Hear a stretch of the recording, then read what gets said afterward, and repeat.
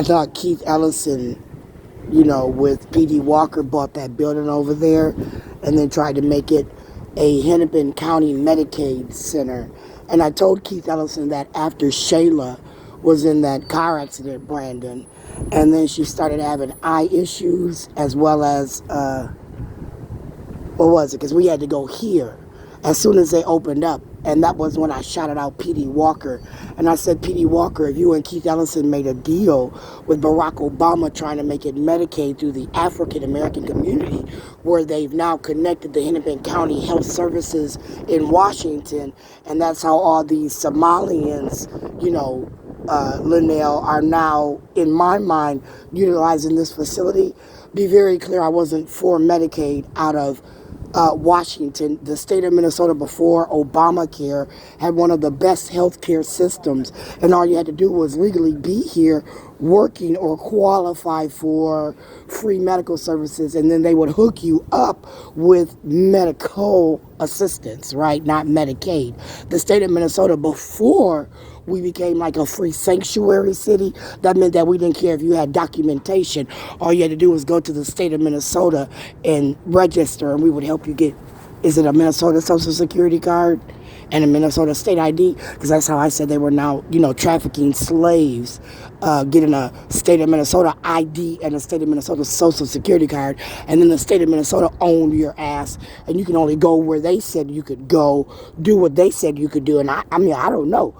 I said I thought that, if we're going to play that game, then I was owned under the ideology of 1974, and I was considered a whole citizen here because there was 5 white people here when I was born in 1969. So then I got American rights, and that's different than the state of Minnesota rights, and that's how I started playing that game. And I said that for me, Sharon Martin, if we're going to go under my theory, using my hypocrisy, where I thought that Bobby Joe Champion Keith Ellison was now challenging me to the, how do you say, interpretation of the Constitution. I thought Bobby Joe Champion and them said they weren't a part of the Constitution when they were born because they were not considered citizens because they were black. And I said that might be true under your interpretation because they said that, you were 1/5 of a citizen. That's what I was taught, right? That you're 1/5 of a person, that you don't have whole rights, and that meant that you had to have 5/5 of rights in the state. So I said, well, what the fuck did that mean? And they couldn't explain it other than you're black. So I said, oh, well, my interpretation said that a plantation of one family, where the one family might have 4 to 6 members, could not be outnumbered by the slaves that they owned, where that slave vote was more than the family's vote. So if you had a plantation of 100 niggas and you only had 5 or 6 white people, then you wasn't getting like all them votes over that white community. I said that's how I interpreted it. So they said for every, 5 people in that community, where they're not saying, your slaves are free, right, and they want to work, well, they're only going to be counted if there's 5 white people for every 1 Negro, right? And in a lot of places, there wasn't a lot of, white people, so then they took the black people's vote. And then we had to fight for the vote. Why? Because we were outnumbering them at one point, right? And I said that if you take that black dollar and you put it all in one, you got this big old community. And they were like, you can't do that, Black Wall Street, Black Wall Street. And I'm thinking, what do you mean I can't do that, Black Wall Street, Black Wall Street? Well, Sharon, I think about Black Wall Street. So I did, and I said, well, where was it? And they said, well, what do you mean? I said, well, what year was that happening? They said, huh?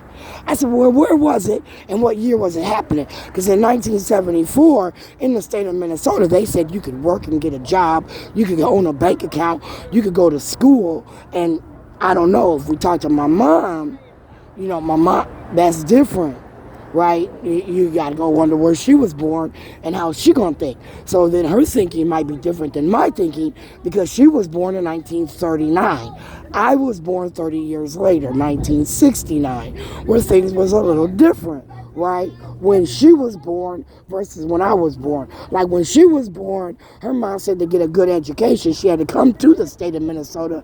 And then when she got to the state of Minnesota, she said to get her kids a good education, I guess they had to go to a white neighborhood because there wasn't many black schools, or she just was in a white neighborhood where again everybody here was white. And now my mama's being, educated by white people because her mama came to a white state, which is not the same as saying they didn't have a black school, white, because there were no black people here to have a black school. Just to go to school and not be beat up every day was a privilege, right? Yeah, that's a little different, right?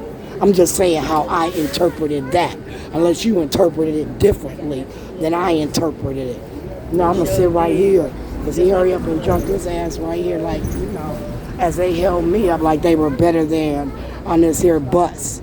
I said they started the bullshit when I got on the bus earlier. I said it was a Donald Trump, Keith Ellison game with Kim Ellison, where Kim and Michelle Obama in Washington with Michelle Biden got this big school. And in this big school, under Joe Biden, they were now implementing the state of Minnesota school. And it started at COVID when I started suing motherfuckers under, No Child Left Behind, all that bullshit.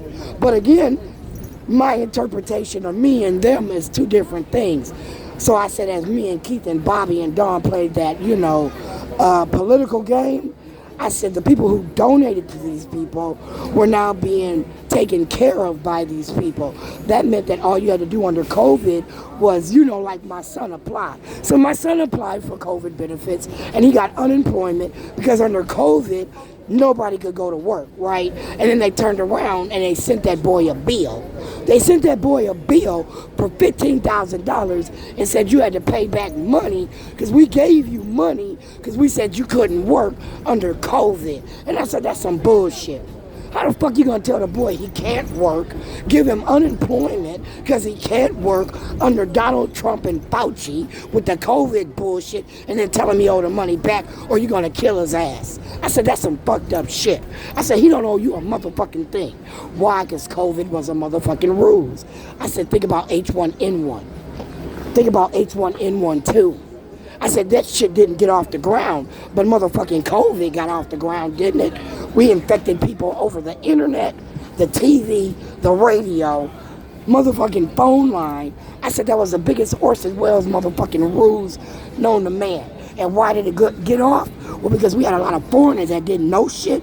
They wasn't taught about Orson Welles, so then they didn't get that education. Did you get that education in 1939, Mom? Or did you live through the Orson Welles? Did your mama live through the Orson Welles? Huh?